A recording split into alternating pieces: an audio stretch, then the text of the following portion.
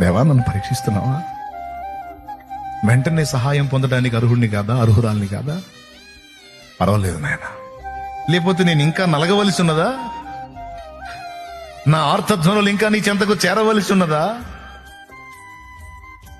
పర్వాలేదు నాయన, నేను నిన్ను తృణీకరించను. నీ దయ కోసం, నీ కృప కోసం నేను కాచుకుంటాను. కానీ నువ్వు వినకుండా మాత్రం ఉండవయ్యా. నా ఆర్తధ్వని నీ సన్నిధిలో వినపడుతుందని నాకు తెలుసు.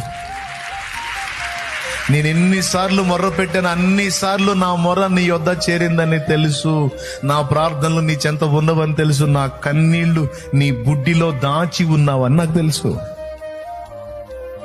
ఎందుకంటే నేను పాపినై ఉన్నప్పుడే నన్ను ప్రేమించి ప్రాణం పెట్టినోడివి నువ్వు. Download ShareChat.